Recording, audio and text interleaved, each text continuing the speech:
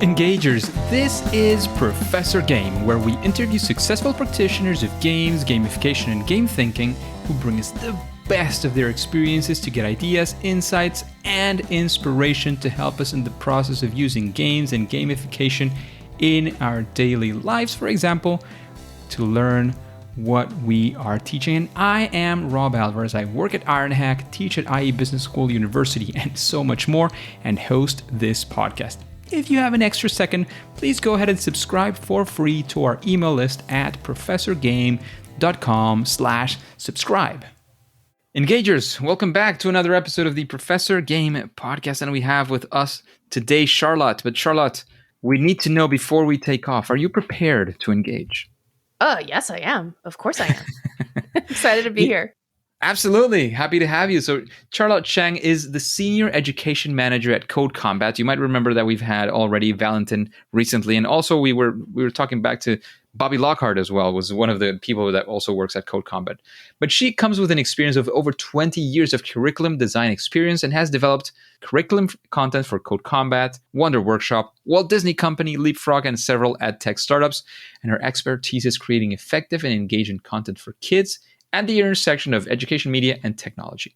And as, of course, part of her work at CodeCombat, she hosts and produces the EdTech Adventures podcast, which explores the role of technology, STEM, and creative play in education with expert guests. She has also taught a variety of K-12 classroom settings, and one of her workshops was featured on ABC News. She received her BS in Cognitive Science and MA in Elementary Education at Stanford University.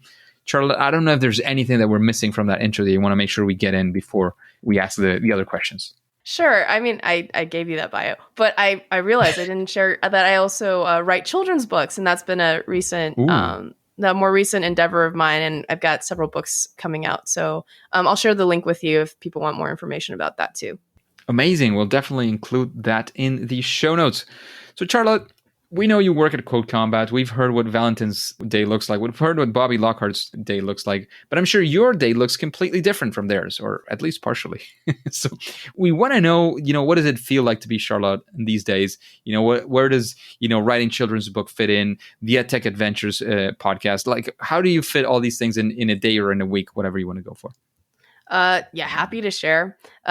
One phrase I like to share is that I am never bored in this role. Absolutely never bored. The role of education touches almost every aspect of our company, as it should, because our company believes in game-based learning, where we're using games to teach kids how to code, right? And so a lot of my day often is in meetings, but a lot of people are like, oh my gosh, meetings. For me, meetings are a really great opportunity to collaborate with different aspects of the company. So I have a team that I manage. We're called the Learning Design Team, and we divide and conquer a lot of different projects. And then I also meet with the leadership team. They head up different aspects of it, like marketing, sales, operations, engineering. And we talk about long-term goals and also short-term goals. Then I'm also collaborating with a lot of different teams on different projects. So like you said, the podcast, that's an internal team development where I interview a lot of different guests. But then we also work with the marketing team on how to market those episodes when they come out live. We're working on a brand new game partnership with Roblox, actually. So a lot of meetings also involve working with the game design team there. And that's where I hang out with Valentin and Bobby, who are a treat to work with. And there we really iterate. We can get into the nitty-gritty details about how exactly a level should go, all the way to the big picture ideas of like, hey, what will this game look like in 2 years? So you have that full span. And then I'm also supporting the sales team. So I love talking to teachers. I love working with students. And so with the sales team, I'm often in meetings having conversations with teachers, helping them figure out and problem shoot how to use our game in their classroom. And then we do play testing in schools too, to make sure our product and our curriculum is accessible and approachable for both the teachers and the students. So I get to do a little bit of everything basically every week. Sounds like you, as you've mentioned, you don't get bored and you have so many things going on. That's all right. over, the company and with clients and everything in between. So that sounds pretty fantastic, to be honest. Yeah. I really enjoy my job. And I know you asked about the children's book. projects. I do that on the side. I like to say it's my side hustle. And I love our culture here at CodeCombat, where leadership really supports people having side hustles, pursuing alternate passions of theirs, because it feeds into your full-time work too. So when I write my children's books, I'm also thinking through the eyes of a kid. I'm thinking through stories, and all of that plays into how we design the games. A lot of our games involve storytelling, involve character development. And so it's really interesting to see how each one of us brings a different perspective outside of the work we do at CodeCombat. But one of them, like literally at All Hands today, we sometimes do something called Teach Me Something New. And people in the company take turns teaching a new concept or a skill to the rest of the company. And so one of our coworkers, she leads our online classes. She was teaching us yoga stretches for the eyes. So something as basic as that informs how it helps the whole company feel better about eye tension. And so I love how our company is really like a community that really collaborates and gives back to each other. That sounds amazing. Yoga for the eyes. I know. I didn't even think about that. But my eyes, after we did it, I felt like I went to a spa. Right. And so you don't realize that, hey, this is something important for our company's 100% remote. We're on the computers all the time. So it's so great that like one of our team members can share that expertise with us to make all of our lives better. It sounds like it for sure. Making lives better is definitely a big one right there. So after hearing, how amazing your job is and how amazing it is to work in the company you're working and, being able to have your side hustle as well, we actually want to go into a little bit more of the dark times, right? So one of those times when you were, you work at CodeCombat, so game-based learning is your day-to-day. One of those times when using games and learning didn't go quite right? So things you were going north, things went south. We want to know what happened there. We want to be there with you again. If you don't want to name any names or any super specifics, it's fine, because we want to take more of the lessons. We want to be there in that experience more than anything with you. And now a storyteller and a book writer, so definitely into it. I'm happy to share one. So when I joined the company, the first day of my job was actually the first week that our nation went into worldwide shutdown. So I'd only been in the office for the interview. And since then, it's been 100% remote. And so part of the challenge was just figuring out how to work together online, like 100% of the time. And our team, when we were working on another game called Azaria and really building that out, our teams had 4 different time zones. So it was often a struggle to find a time where we could all meet together and people being fully awake. And so that was a bit of a struggle. And then the other thing that happened was I joined halfway through the game development. So we have 4 chapters and they had already developed about 2+ chapters of it. And we were looking at building out the rest. But one difficult thing for me was when I joined, I played through what had already been built. And I had some pretty strong feedback and suggestions. And we went, oh no, this is like major revision work. But what we did was we were very data driven. So we went and looked at the data about like playthroughs of the content we had already built and published. And it was very clear that there were things that really needed to be fixed.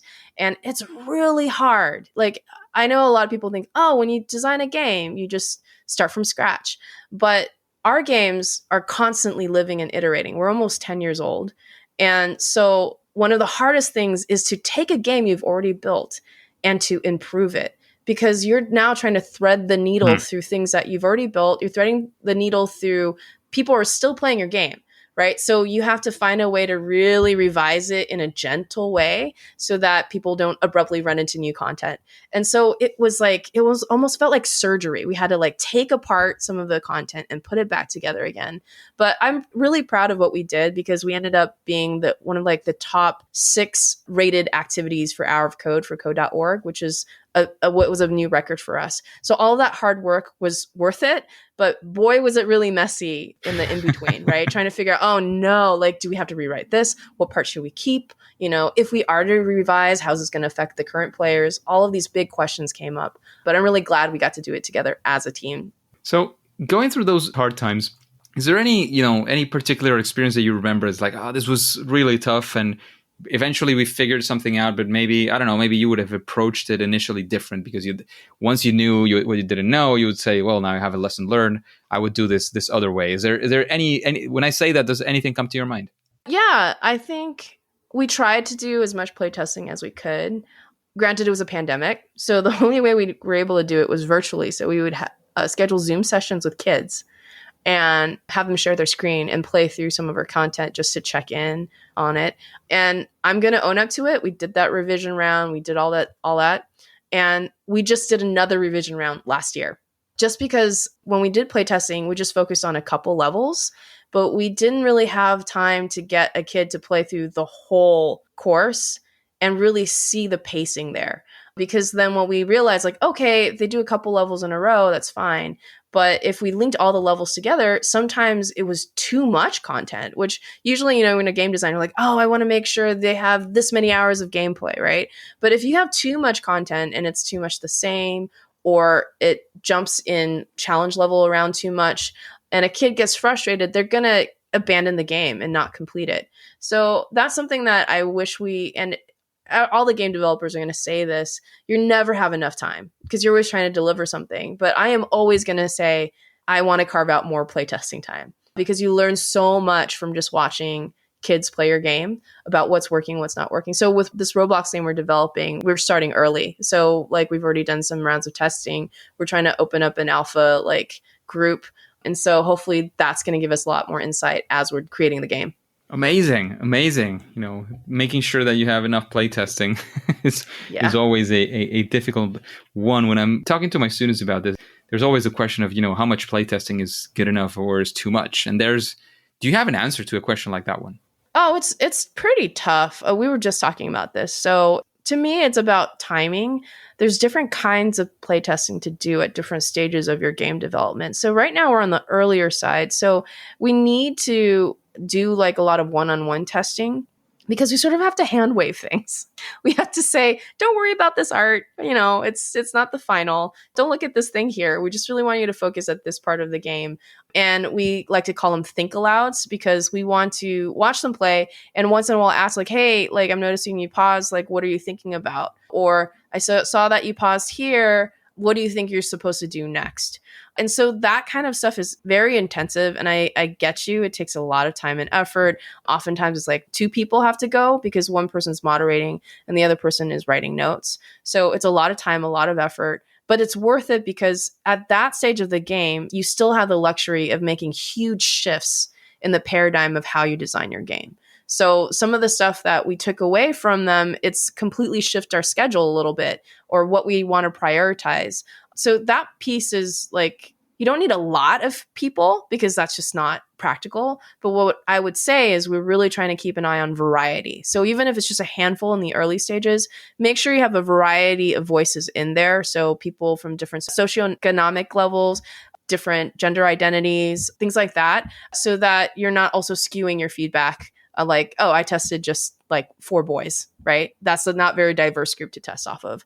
Then the next round is we're doing an alpha. So that's a closed loop alpha where you are hands off. That's just you're handing the game to a far larger pool of people and then having them play completely unguided and then have them give feedback. And so literally the meeting today was a question of, are we ready yet? Because if we ship an alpha where it's not obvious of how to navigate, everyone's feedback is going to be I did not enjoy the game and therefore I don't have very constructive feedback for you. I was just too frustrating to play, so I quit. So there's a timing aspect to it. So you want to sort of build to these milestones and go, this is a great time to get feedback. And this is the kind of feedback I want to get. Either it's in-person one-on-one with think alouds or I'm ready for an alpha group where a lot of people can be playing my game and I can just give them a form to fill out at the end and get feedback that way. Hope that helps. That was a long-winded answer. No, it was actually pretty good one, pretty detailed as well. And after, failures and, many successes, as we know from CodeCombat as well, I'm sure you've gained a lot of experience and you sort of have a way of doing things. And we've kind of discussed this with Bobby, kind of discussed this as well with Valentin, but do you have some form of process for your part of what you're doing, your participation in CodeCombat? How do you structure things? That you have to either introduce a feature or create something from scratch. How does that look like? We sort of want to pick into your brain and see what we can get from that. So I like to practice what I preach. So a lot of our curriculum is around this concept of the design thinking process. I don't know if you've heard of that before. Yeah. Yeah. So we teach it to our students, but we also practice it when we're developing our product, right? So one of the first things, I'm going to go back to playtesting again. One of the first stages of design thinking is understanding or empathizing with your audience. And part of that process is identifying your audience. I still sometimes have to keep reminding our group, or we have to always remind ourselves, wait, who are we making this game for again? And being as specific as possible really helps you make a lot of decisions down the line. So really identifying that piece. And then at the other pieces of it is truly defining. We spend a lot of time defining what we want to build before we actually build it, because it's not as it doesn't cost as much to be sketching things out on a piece of paper or like fleshing something out on a quick SketchUp, right? But if we are making those decisions down the line when we've already built a lot of things, it's going to be really expensive for us to change. So really building a proper plan. Then after we have that plan, to really build a really rough prototype, because that prototype lets us, again, get this in front of playtesters as early as possible to get some feedback so that we can then do that loop all over again. We circle back and say, hey, we got that feedback. Why did we get that feedback? Let's remind ourselves, who are we making this game for? And based on that feedback, let's make a plan. What do we want to change? What do we want to add? And let's build the next prototype. So that quick iterative thinking, to me, really helps you stay focused. And it also helps remind you who you're building this for and why everyone's in the room. And it really helps also resolve a lot of arguments, because at the end of the day, everybody in our team, we care about the game we make because of the impact it will make on kids. So when we're having disagreements, it's guaranteed you're going to have disagreements. It's always good to circle back to the audience of why we're doing it. And that whole design thinking process really helps guide that conversation. Always getting back to actually the people that you're creating for, I guess, is sort of the bottom line here, if we had to say something. That makes sense? Yeah. Amazing. So thanks again for all that insights, all that, look into your brain, into your process, for sure. Just a quick break before we continue. Are you enjoying this podcast? If you're listening through a podcasting app, please subscribe and rate us on the app.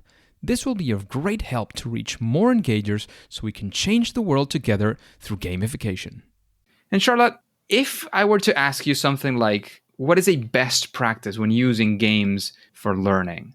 What comes to your mind? I'm not talking silver bullet, just something that, if you do this, or you think about it this way, or you use this strategy, it would at least improve the way that you create these things and the final result that you get. Oh, that's so tough. There's just, I can only pick one advice. Oh man, it's such a broad category. I think more closely, and I warned you I was going to talk about Stardew Valley, and I'm going to talk about it because it's fresh on my mind. My husband and I have been playing Stardew Valley nonstop every night. And one of the drivers for me is the developers there spend so much time on story. The characters are really fleshed out, not just your own character, but also the people you interact with in the town.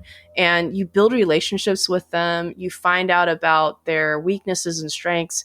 And that really has driven me to really continue playing and continuing to iterate. And my advice is to don't forget about the story, even when it comes to education, because we often are so obsessed about the learning objectives, which are very important, and the game mechanic itself.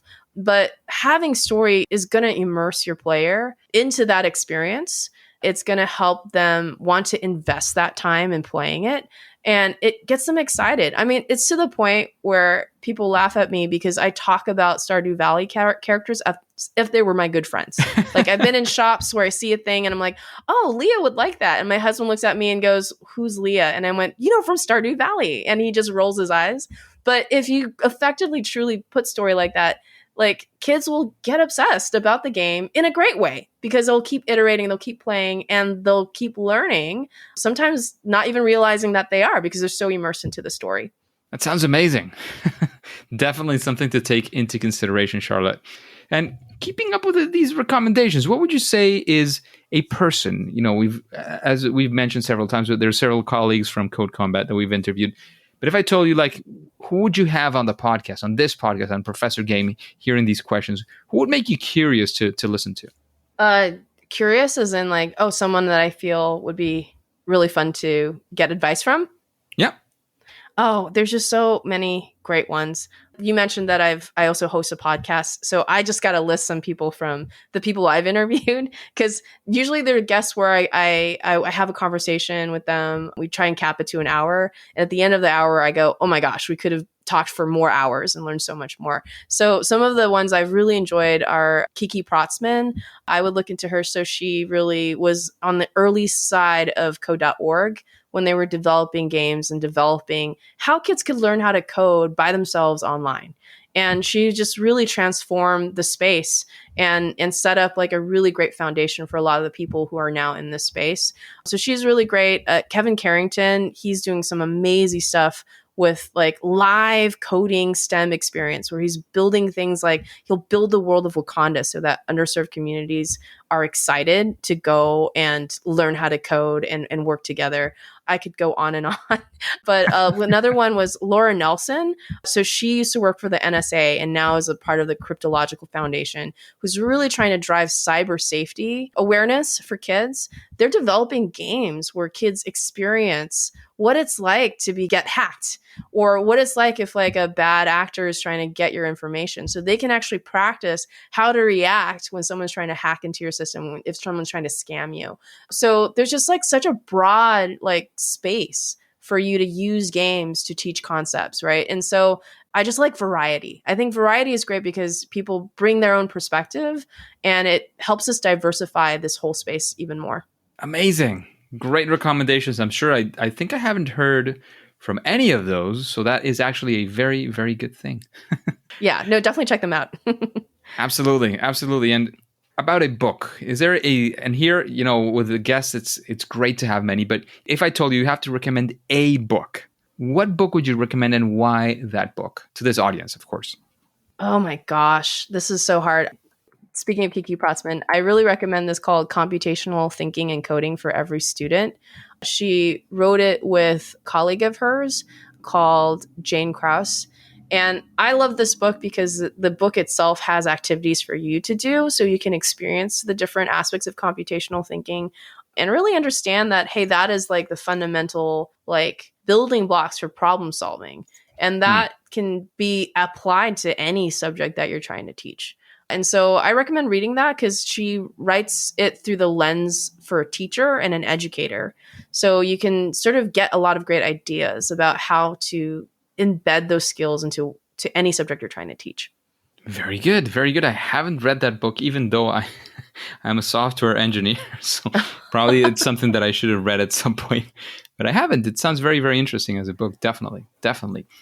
And we've talked about others and what things you would recommend from them. What would you say is your superpower in this space of games and learning? Sure. More and more, I've realized my superpower is empathy and communication. I believe they go hand in hand, empathy and communication. And empathy is a muscle that you have to exercise and work out every day. I don't think enough people understand that. And so for me, empathy really helps me when I'm developing an experience or content. It helps me like look at it through the eyes of a student, look at it through the eyes of a parent, look at it through the eyes of a teacher, because each of those individuals has a different goal or objective in mind when they're looking at a game and evaluating if they want to play it. And we have to meet all of those, right? It's like I keep saying threading the needle. We are threading the needle so that all three of those types of people are satisfied. And more, we're also, we're talking about inclusion and representation, where it's not just one type of student or one type of parent or one type of teacher. We need more and more need to acknowledge that there's a wide variety of students, a wide variety of teachers, and a wide variety of parents. And so how do we accommodate for all of those needs? And more, we are building out menus of content, menus of experiences, because we've realized, so in CodeCombat, we start off with one game. Now we have 3 game experiences, and now we're adding a 4th because we've realized every gamer has a different type of game style, right? And so we want to offer voice and choice for the students to pick the kind that they like. Azaria, that which I'd mentioned, is more story based. You're a hero. There's like a storyline where there's cliffhangers, etc. You're saving the world with the power of code. Our original game, CodeCombat, is more like Zelda, like a dungeon crawler. AI Sports League, that's competitive coding. So like PvP style play. And then Roblox is a truly like immersive MMO experience. So what we've learned is that, hey, like having that empathy makes you realize how much voice and choice you want to give to your audience and what are the choices you want to offer? What are the voices you want to offer? So I would say that's my superpower. And I keep growing that. I keep practicing it, exercising it. So talk to me in 10 years because I'll probably have learned even more. Amazing. I'm very hopeful that we'll be around by that time, and you can call me back and say, look, let's talk. This is a 10-year comeback. It's a date. Yeah, let's set it. Well, I'll check in with you in 10 years.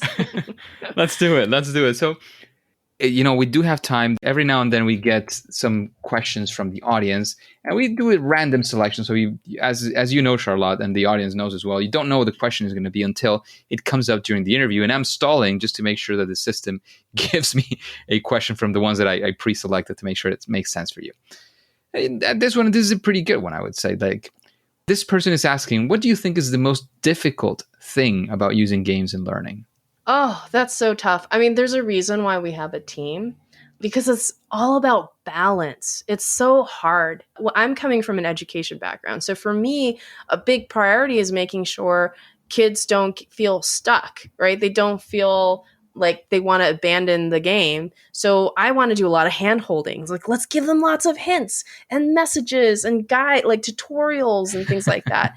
But then if you do too much of that, too much hand holding, then it feels forced, right? And so we have game designers on our team who sort of help remind me, like, Charlotte, that's a lot of hand holding. And we've got to free it up a little bit more and allow the kids to explore and stumble and make mistakes, which is also a great strength, right? You're learning from your mistakes. And so it's just like a reminder of all of these different aspects of how to balance it all so that at the end of the day, it's a game that they're truly enjoying and that the learning objectives match well to it and it doesn't feel forced. So all of those, it's just, again, I'm going to use the metaphor, it's threading the needle. So to me, that's the toughest part. So making sure that you have sort of the right team and the different people to give you all these perspectives would be probably a hard thing to achieve. And that's how to solve for that difficulty that you have. Does that make sense? Yeah, it is. Like, it's so important to not to find people that don't have egos in the room. I mean, there's going to be some ego, but everyone in the room needs to have sort of a shared agreement that, hey, when it comes to decision making, we need to put ego aside. You get really precious about your ideas, but we have to set the ego aside and own up to the fact that, hey, that my idea is probably not the best idea. And it's really good to collaborate with a team because people remind you. Everyone has their blind spots when they're designing, so it's been really helpful. And so it's very lively. All of our game design meetings are extremely lively. Amazing. Thank you for that. And the difficult question of the podcast, especially for you, comes in now. However, you've mentioned some of this, so maybe it comes in natural. What would you say is your favorite game? Oh no. Oh, this is so hard. Is it a video game or just any game? It's up to you. You can say, well, I'm going to choose from video games, which is my favorite video game, or my favorite game from childhood, or I don't know. It's up to you. However you want to phrase it, it's entirely up to you. I'm going to give you that's okay. You're giving me some freedom. I really appreciate that. Thank you. I'm going to break the rule already and list a couple games because I just have to. So one I've loved. It's called Takedo. It's a board game, and it is oftentimes when you think about a game, it's usually combative, it's very tense. Takedo is the opposite of that. The sole goal of Takedo is to have the best vacation ever in ancient Japan. And you're traveling through, going to hot springs, buying souvenirs. It is such an easy game to learn because all of the mechanics make total sense. So a lot of times these days I have to first introduce the game and explain the rules. That is one of the easiest games for me to explain because things just seem very natural. And then the other category I've been really loving is co-op. So Pandemic. Unfortunately, we had a pandemic, but the game itself is really great. It did come in before the pandemic. Yeah, it did. It had a long life. And what happened was recently they did something called Pandemic Legacy, which is just eye-opening because in Legacy, you're playing rounds of games, and every game you do, it can unlock new story items, new abilities. There are times where you have to rip up cards and put stickers on the board itself. So that's heartbreaking for me. I was telling Matt when he came on the interview that breaking apart a game is like I'm not sure I'll be capable of doing that. Yeah, it was really okay. I'm not gonna lie. So in the beginning, we sort of didn't tear the card. We just sort of put it in a secret section. Because it felt bad to tear the card. But near the end, we were doing it because we realized, this really forces us to shift our thinking into the new strategies. But it was just this idea of like how the board could evolve with you. The characters you play could evolve with you. And then for video games, you heard me talk about Stardew for forever. Another really great one was Little Big Planet. It's an oldie, but to me, it's still a goodie. I was talking to a middle school student who still plays it. So I'm like, yeah, such a beautiful art style, such a great way to encourage people to fail forward because their save points are so short that you can just, you're like, I'm really just going to tackle this segment of the platformer. And so I thought that was really great. And then the other one is Okami, which is an also old game, but it was like a Japanese calligraphy meets video game combat. So you're like painting with a brush in order to combat and cast spells against different enemies. And the art style is all like calligraphy style. And I love it when they evolve like the perspective of a game using the design and the way that you're interacting with people in the game. So that's just a short list. I could go on. I'm sure you could. I kind of cheat on this one and probably this is going to bite me back because I've said this before. I always ask this question, but I'm not answering it on the podcast. Yeah. So eventually I'll have to make up my mind as well, right? You do. You really I like, top 10 at least, right? Because they're just like different genres. Like, how do you pick a genre? Like, anyway. Yeah. Another podcaster was a good friend, Dustin. He kind of shifted his career. He was doing more in sort of game-based learning and so on. He now has a board game store. But he used to have in his podcast, if you were on a stranded island, right, which 3 board games, his was about board games in particular, which 3 board games would you take to be able to play there for, the years ahead of you. So that kind of gave you a top 3. So you kind of could get into that one as well. Yes. Yeah. I'm already visualizing which 3 it would be. There you go. Yeah. There you go. Yeah. Anyways, Charlotte, thank you.